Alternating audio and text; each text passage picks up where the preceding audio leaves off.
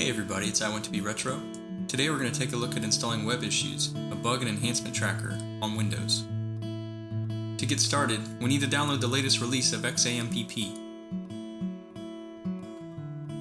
Then we'll download the latest release of WebIssues,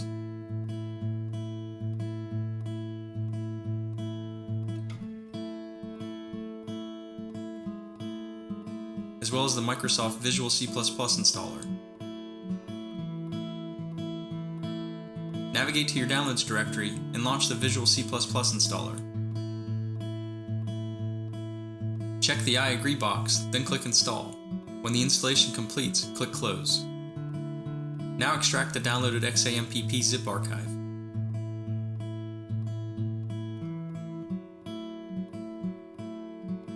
Followed by extracting the downloaded WebIssues source code.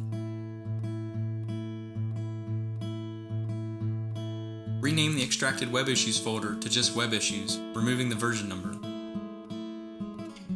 Then cut the folder and navigate into XAMPP htdocs and paste it from your clipboard. Navigate up 2 directories, then cut the entire XAMPP folder. Then navigate to C Program Files and paste the XAMPP folder from your clipboard.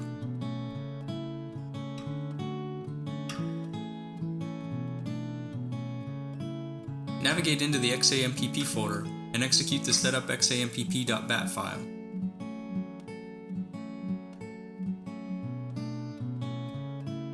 Once the script completes, navigate into the PHP folder and edit the php.ini file in the text editor. Scroll down to the extensions listing in php.ini and remove the semicolon in front of extension equals imap to enable the extension. Then save your changes and close the file. Navigate back to the XAMPP directory and launch xampp-control.exe. Select your language and click Save. Then click Start across from Apache and MySQL to start those services. Back in File Explorer, navigate into the MySQL bin directory. While holding Shift, right-click in the white space and select Open PowerShell window here.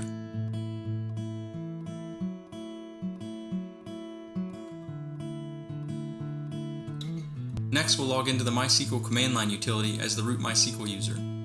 Then, using SQL commands, we'll create a WebIssues database and a WebIssues service account with full permissions to the new database.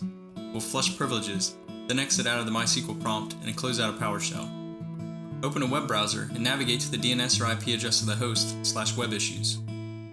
Click the Configure Database link. Select your language and click Next. Scroll down to the Connection Details section. Then, using the video description, complete the MySQL database configuration.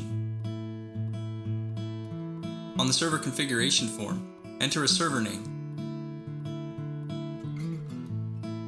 Then enter and confirm an admin password. And optionally, enter an email address for the admin user. Then click Next. Click the Install button. Then, after the installation completes, click the Web Client link. Welcome to WebIssues, running on your Windows-based web server.